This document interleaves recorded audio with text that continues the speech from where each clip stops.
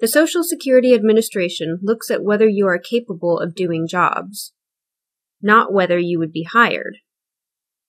Thus, you may have to prove that you are unable to do jobs for which you would never be hired.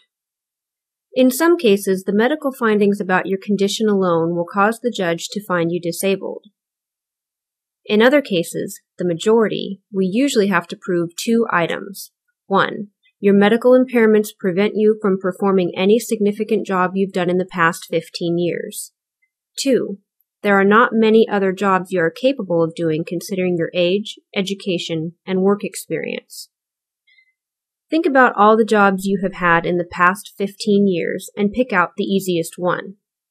If you did that easiest job long enough to learn how to do it and earned a minimum amount of money from that job, we have to prove that you cannot do that easiest job, even if we are certain you would never be hired for that job again, even if the company where you worked no longer exists, and even if the job is no longer available elsewhere. Proving the second item is even more complicated and opposed to common sense. In many cases, we have to prove that you are incapable of doing jobs that we know you would never actually be hired for. This does not mean that you have to be unable to do anything.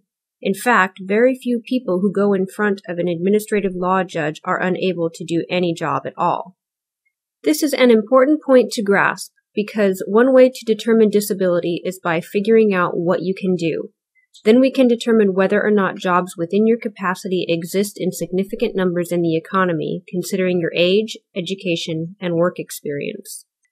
The rules that we use for determining disability apply most directly to impairments that limit your physical ability to stand, sit, walk, lift, bend, or work with your hands. If you are unable to do certain kinds of manual labor, whether because of a back problem, heart condition, breathing problem, or some other medical condition, your lawyer will be able to look at the rules and figure out what you need to prove to win your case. Here are some examples. If you are under age 50, the general rule is that you must prove that you cannot do an easy sit-down job or even a job where you are allowed to alternate sitting and standing during the workday.